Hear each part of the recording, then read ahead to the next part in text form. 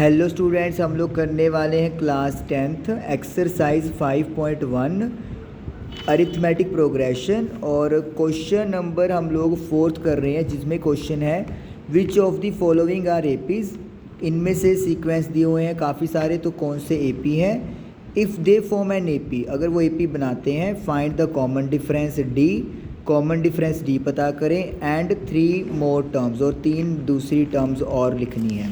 और हम लोग इसका जो क्वेश्चन है, क्वेश्चन नंबर 12 करने वाले हैं, ये वाला √2, √8, √18 एंड √32। तो चलिए शुरू करते हैं।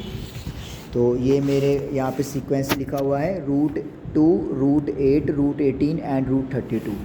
सबसे पहले तो मैं यहाँ पे एपी चेक करने के लिए D1 निकालूंगा, जिसका फॉर्मूला है A2 माइनस A1। तो D1 निकालेंगे A2 माइनस A1। A2 की वैल्यू है √8 और A1 की वैल्यू है √2। 8 को हम लोग 2/2 लिख सकते हैं, और एक 2 बाहर आ जाएगा तो 2√2 माइनस √2, तो ये बन जाएगा 1√2 या सिंपली √2 आ जाएगा। फिर निकालेंगे D2, जिसका फॉर्मूला है A3 माइनस A2।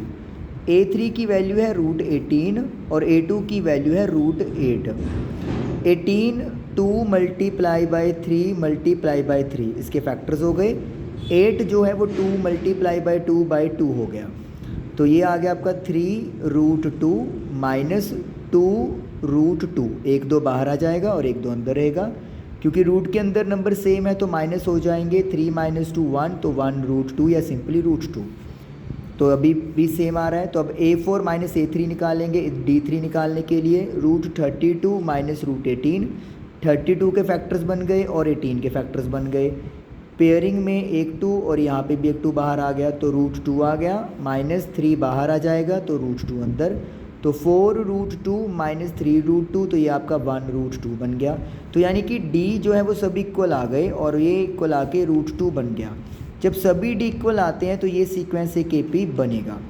अगर एपी बनेगा तो उन्होंने बोला था कि अगली 3 टर्म्स निकाल दें, तो 4 टर्म्स मुझे दी हुई हैं, तो मैं A5 निकालूंगा A4 में D प्लस करके। A4 की वैल्यू है √32 और D की वैल्यू है √2। √32 को अपन 4√2 लिख लेंगे, यहाँ पे भी अपन ने लिखा हुआ है, प्लस √2, तो 5√2 बन जाएगा। 5 को अगर रूट के अंदर लेके जाएंगे तो 25, यानी स्क्वायर करके लेके जाएंगे, तो 25 × 2 √50 बन गया। A6 निकालना है तो प्रीवियस टर्म में D ऐड करेंगे, √50 प्लस √2। रूट के अंदर नंबर डिफरेंट है तो ये प्लस नहीं हो सकते। √50 को मैं क्या लिख सकता हूँ, 5√2, जो यहाँ पे भी आपको क्लियरली दिख रहा है। अब रूट के अंदर नंबर सेम है तो प्लस करके ये 6√2 बन गया। अगर 6 को रूट के अंदर लेके जाना है तो स्क्वायर करना पड़ेगा, तो 6 का स्क्वायर 36 मल्टीप्लाई बाई 2, यानी कि √72 आ गया। A7 निकालना है तो A6 में D ऐड करूँगा, तो √72 प्लस √2। 72 को मैं 6√2 लिख सकता हूँ और प्लस का √2, तो ये बन जाएगा 7√2।